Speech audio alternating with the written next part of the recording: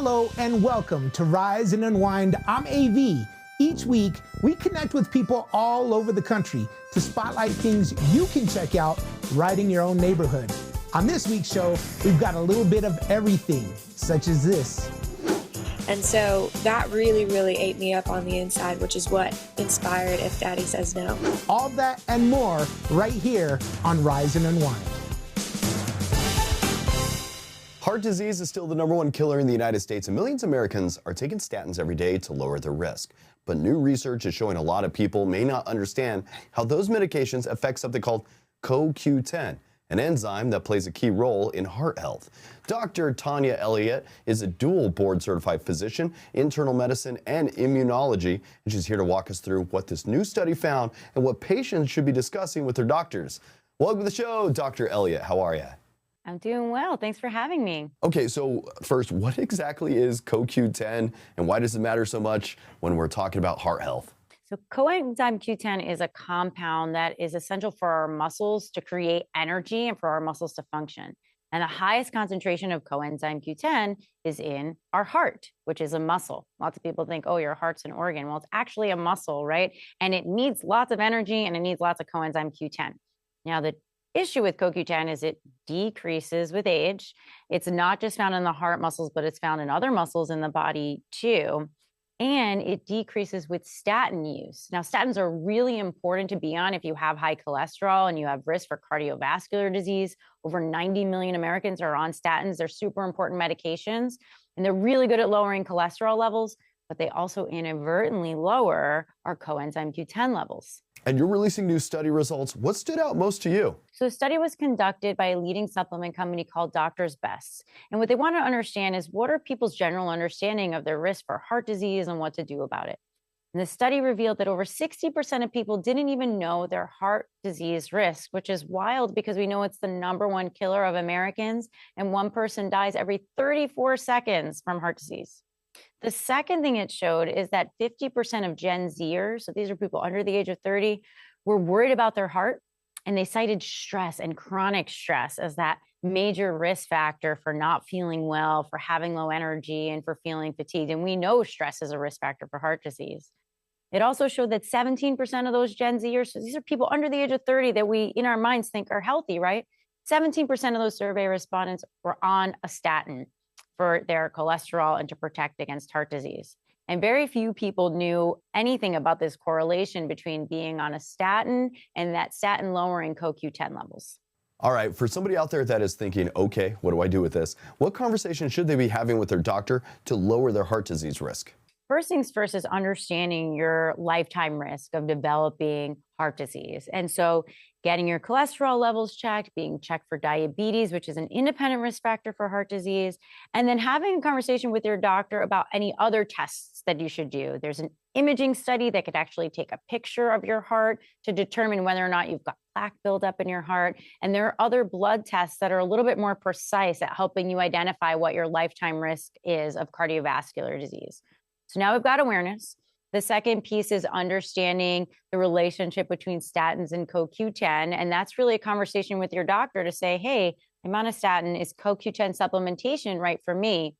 And usually I say to patients, hey, just eat your supplements, get it from your diet and food. But the highest concentration of CoQ10 is found in organ meat. So I found that to be kind of a hard sell for my patients to recommend eating organ meat every day. And lots of them prefer the supplementation. So chat with your doctor about it. We understand that people who are on CoQ10 supplementation actually have better cardiac outcomes. You're right. The joys of snacking on organ meat is not something I go for.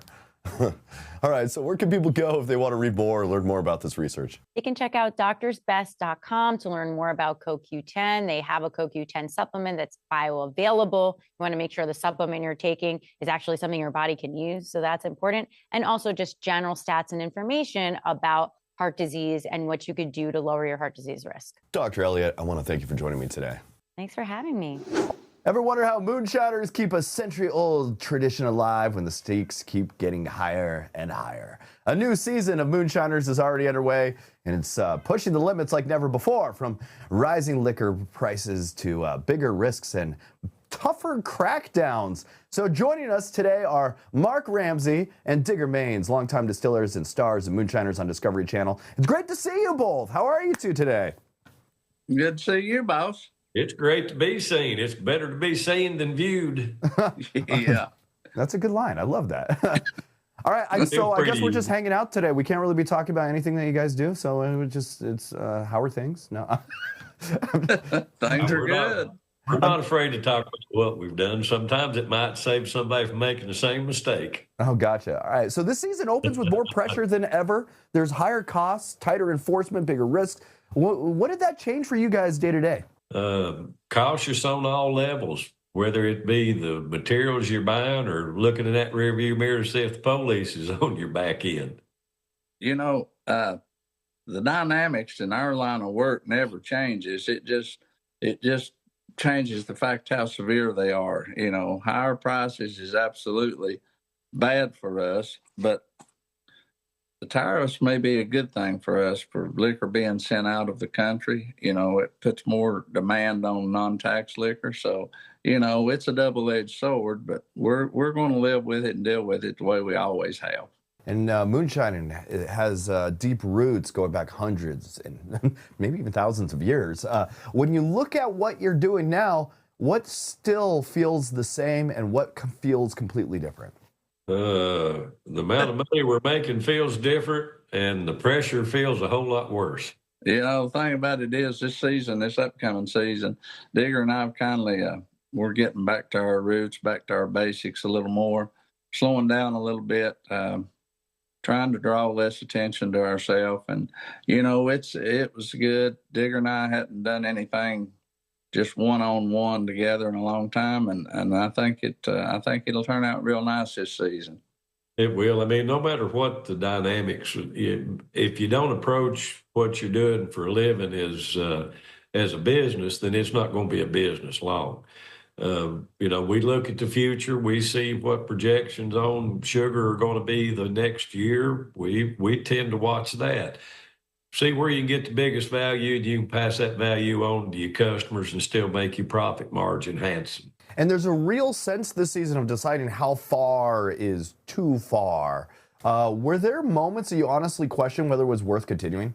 Oh, absolutely. Just about every day, right? About every day, yeah. You know, it every day brings its own set of challenges, and I think that's one reason that Digger and I are both attracted to this business so much, and the fact that we just love the heritage of it. Our forefathers done it. You know, when the immigrants, the Scotch Irish and the Black Dutch came to this country, not only did they bring their couches and their tables and their furniture, they brought their liquor stills, and maybe we owe all of this to them. And viewers see the danger and the drama, but they also see the craftsmanship. What do you wish people would better understand about the skill behind what you do? Well, it should be their way of doing life in whatever their vocation is. Whether you're digging taters or making liquor, do the best you possibly can at it. And if anybody around you needs a little help, be the first one to extend that hand. That's what's kept this craft alive. You know, we're blessed in the place where we live and the area we grew up in, and people grew up here helping each other, and we like to continue that. And that's the way it's going to stay as far as I'm concerned. But it is a business. You know, we do have to make a living. And but all in all, it's a good life. It's been a wonderful ride. And you guys are the experts. For those that are amateurs that are or inspired by what you do, what are some of the do's or don'ts or warning signs or say, hell no, don't do this type of things that you could say to somebody that might be interested in jumping in and maybe trying something like this themselves? Not to try to influence anyway. I don't know where you'd start with all the don'ts. There's a lot of those. I mean, it's like any other hobby, and that's all it's going to be anymore, because the days of huge liquor production, they've about dwindled out on the untaxed side. You know, it's just a way to share camaraderie anymore. The beautiful thing about this show we're doing, you know, we've been blessed to be involved in this part of the Appalachian heritage. And I appreciate the fact that folks want to look into it and see what we've lived through all our lives. the advice I give anybody, if you want to make you a little bit of liquor, get busy, do it. If it's something you enjoy, keep at it, because you're going to make a lot of terrible liquor. Digger and I have made a ton of terrible, terrible liquor. And, it comes with practice. And every now and then you'll still make a terrible run of liquor, but I recommend it. Try it. If you like it, keep it up. If you don't, move on. It is. It's a lot of fun. Mark Digger, I want to thank you too for joining me today. You can always catch new episodes of Moonshiners now airing on Discovery Channel, and follow the season as it unfolds with even higher stakes and deeper tradition. Hey, I want to thank you too for joining me today. Thank you, sir. Have a blessed day. Do you ever wonder how much planning and pressure and storytelling goes into what happens inside a WW ring? Season 2 of WWE Unreal pulls back the curtains even more, taking fans behind the scenes on the road to SummerSlam. Joining us today is Lyra Valkyrie, one of the superstars featured this season, giving fans a closer look at what it really takes to bring those moments alive. Welcome to the show, Lyra. How are you? Thank you. I'm good. How are you? I'm doing okay. Season 2 is diving deeper into the writer's room and the build towards SummerSlam. When you watched it back, what surprised you most about seeing that process on screen? I can't watch it back because it was a very kind of hard moment for me that got captured on Unreal. So it's very strange that the whole world is seeing it, but this is what people want to see. So there you go. Oh, okay. Fans usually see the finished performance. What does WWE Unreal reveal about the preparation and collaboration that people may not realize happens before a match? I think it definitely reveals the pressure and the chaos that goes on behind the scenes, because it's live TV, so everything obviously looks great, and we just pop up and look our best on Raw and SmackDown. But I think it's showing a very kind of gritty, real side of the people on the show and what we go through every single week. So I guess that's really cool that people get to see that and just understand the chaos behind it all. And this season features so many big personalities and storylines. As a superstar, what's it like balancing your own journey while everything else around you is constantly evolving? Oh, it's like hard. That's one of the struggles, is like trying to keep your whole life together while performing at your best. So it's definitely hard, and I think Unreal really showcases that what it is we go through. So yeah, it can be tough, but it's also like the most rewarding thing in the world, and it's so addictive, and the adrenaline, like you can't even describe it. I don't know if any other job or like sport or anything, I don't know if anything is comparable to what we do. So it's cool that like people get to understand that a little bit more watching the show. And the show, it captures a lot of high pressure moments. How do you personally stay grounded when the stakes are that high pretty much week after week? I think that's like my way of staying grounded is as long as I know that I'm putting the work in behind the scenes and I'm doing everything I possibly can. That's when I know, like, okay, I'm going to do my best here. And if I don't, then like what can I do? That's just where I'm at. Like I have to, if I'm doing the work behind the scenes, then I'm going to be proud of what I'm doing. And for longtime WWE fans and for people who may be new to this world, what do you think they'll appreciate most about season 2 of WWE Unreal? I think people will appreciate the fact that this is the first time ever that this show is pulling back the curtain so much. It's something that's been protected for years.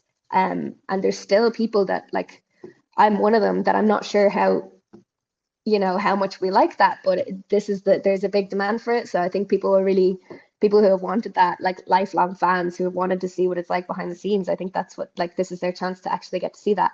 All right, I want to thank you for joining me today. WWE Unreal Season 2 is streaming now on Netflix, taking fans behind the scenes all the way to SummerSlam. Lyra, thanks for joining me today. No, thank you for having me. There's something powerful about a song that feels real, like it was pulled straight out of someone's life. Country artist Harper Grace has a new single called If Daddy Says No, and it's all about that push and pull between following your heart and honoring where you came from. She's a Texas native with more than 17 million career streams and national TV appearances under her belt, and now she's stepping into country radio in a very big way. Harper Grace, welcome to the show, my friend. How are you? I'm so wonderful. How are you? Thanks for having me. We're doing good over here.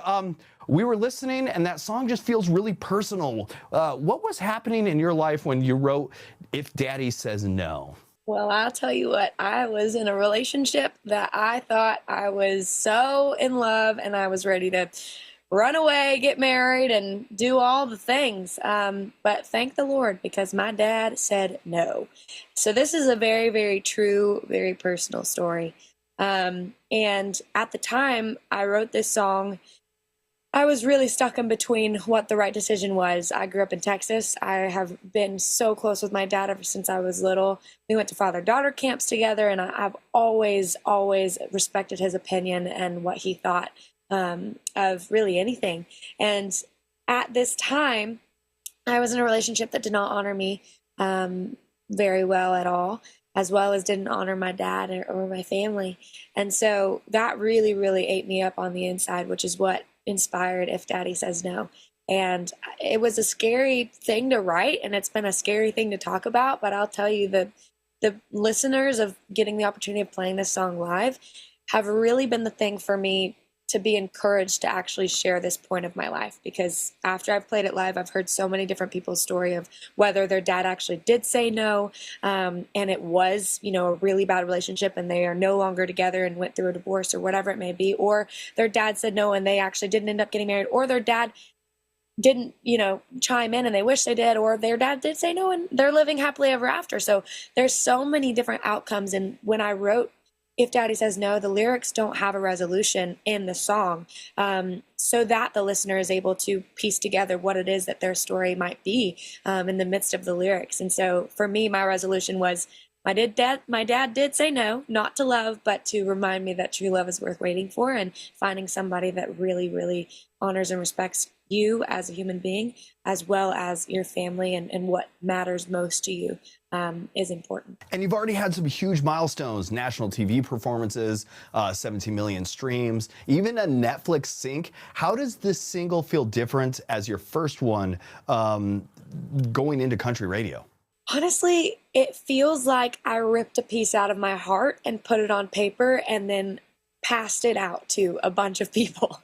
And I think that that's the beauty in it. I think that I always have fun writing music. I always enjoy telling, fun stories with Take It to the Grave, Get Away, that's in the Netflix movie.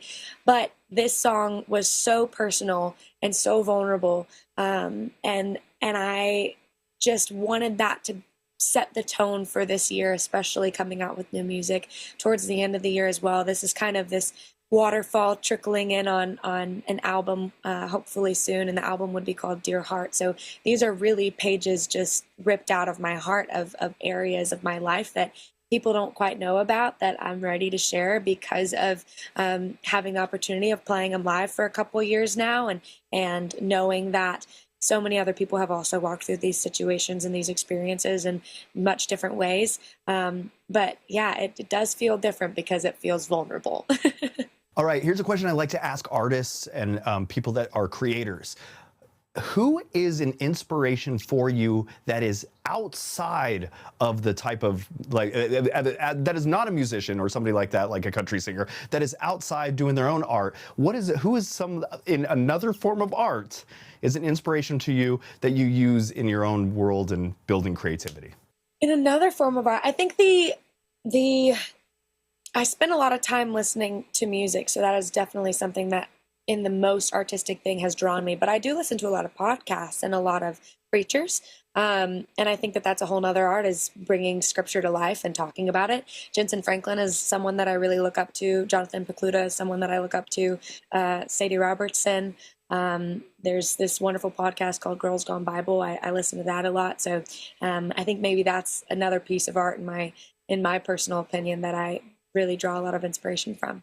And for people who discovered you for the first time, how would you describe your sound, and what would you want them to feel when they actually hear this track? I would describe it, my sound in general would be a soulful country with a little bit of classic added to it. I would hope that when people hear If Daddy Says No, that they could do some, maybe some searching of what that personal piece is that is attached to that song, and know that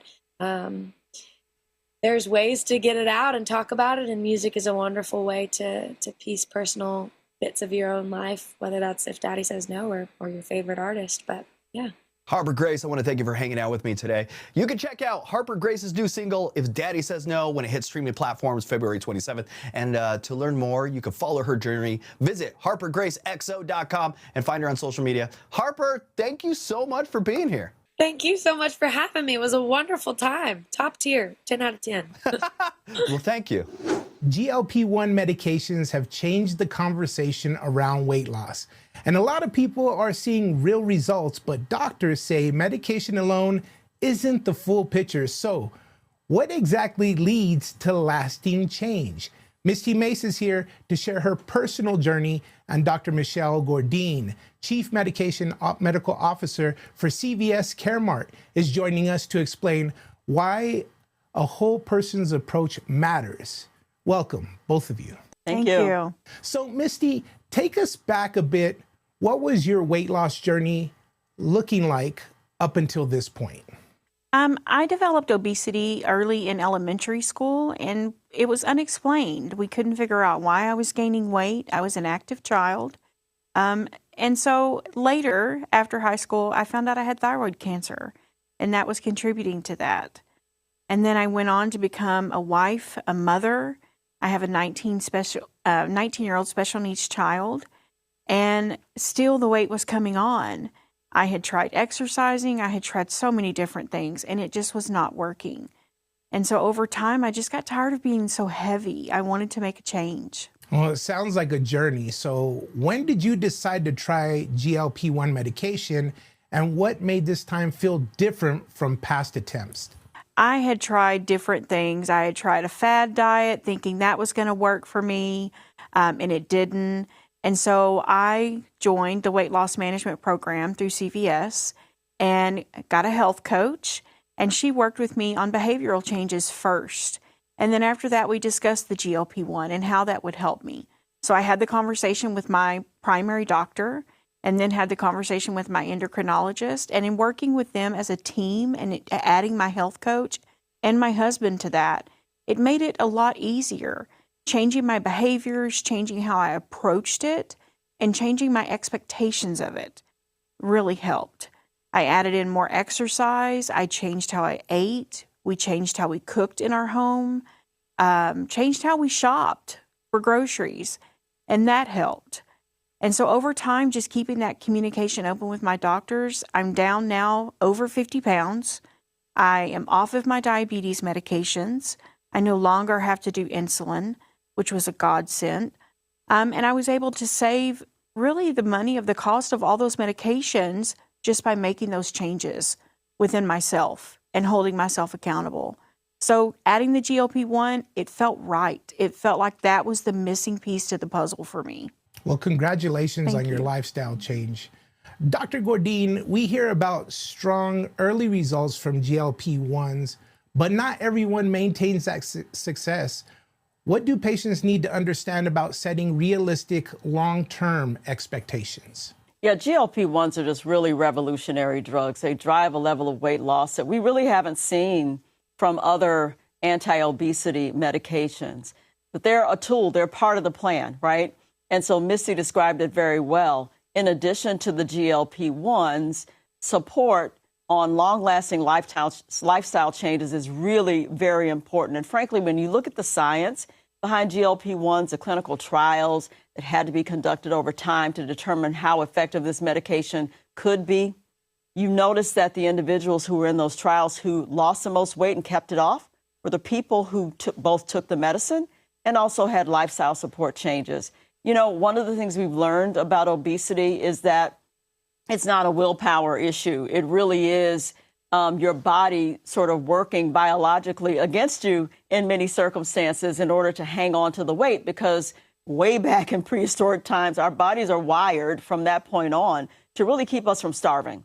And so weight loss in some might be detected by the biology of the body is actually starving. And so the body tries to hang on to that weight. GLP-1 drugs actually flip that script and allow you to feel less hungry, to feel more full, and to begin to lose that weight and keep it off. But the most important thing to understand is that the medications will kickstart the weight loss, but it's really the support driving those behavioral changes plus some medicine that really do result in long-term success on these drugs. Yes, I agree. So, Mistie, I know that we talked a little bit about your lifestyle change, but I definitely would like to hear a little bit more beyond the medication itself. You just reiterate to us the lifestyle changes that you made. First, I had to hold myself accountable. That was a big thing for me. I had to change how we cooked in the home. I had to become active. I had to commit that I was going to be active so much throughout the week. And then I just kept that communication open with my doctors. I cannot do this by myself. I need guidance. I am a nurse and I know all these things, but it's different when it's yourself and not just a patient that you're talking to. I had to practice what I preached. And in order to teach my patients and help them get healthier, I had to become healthier. And I want to be around for my son. That's the biggest thing for me. I want to watch him grow and flourish. I need to be mama. Yes, for sure. Dr. Gourdine, this is something that people struggle with, not just 1 year, 2 years. This is, it could be 10 years, 15 years, 20 years. So with someone thinking about GLP-1 medication, what conversations should they have with their healthcare provider to decide if it's the right fit for them? That's a really important question, and that conversation with the healthcare provider is vital. One thing I want to just make sure people understand is that obesity is a chronic disease. It's not a moral failing. It's not a willpower issue. And so starting with that as a baseline, talking to your doctor about what medication would be right to help kickstart my weight loss becomes really important. So ask, are GLP-1s safe for me, given your knowledge about my health condition? Second of all, side effects. People are concerned about the side effects that these drugs cause, and they do. But many people over time feel better. And it's because the doctors are able to, because of the close monitoring and relationship with the patient, sort of decrease the level of medication increase that is provided. So what I'm trying to say is that GLP-1 started a low dose and then they're increased over time. The level of increase can be slowed in a way that helps to mitigate some of the side effects that people feel. The third thing is cost. Can I afford this drug? Is it covered by my insurance? That's a really important conversation to have, because if you can't afford the medication, you can't take it. And if you can't take it, it doesn't work. And then finally, you need to talk to your healthcare provider really honestly about your commitment to not only sticking with the medication, but also sticking with the eating healthier, sticking with moving more and being more active, because all of those things in combination are really going to be what drive long-term success on these meds. Yes, definitely. Great information. So for anyone that's sitting at home and their ears perked up once we started talking about this, Dr. Gourdine, where can people go to get more information? Go to cvshealth.com. Mistie Mace, thank you so much for your story and your journey and sharing that with us. And Dr. Gourdine, thank you for your time. Thank you. That's it for this week's Rise and Unwind. I'm AV. Thanks so much for hanging out with us. If you want to keep up with the show, then you can find us on social media. Just search Rise Unwind on IG or Facebook. We've also got YouTube at Rise Unwind. You can find everything in one place at riseunwindtv.com. Thanks again for watching, and we'll talk at you soon.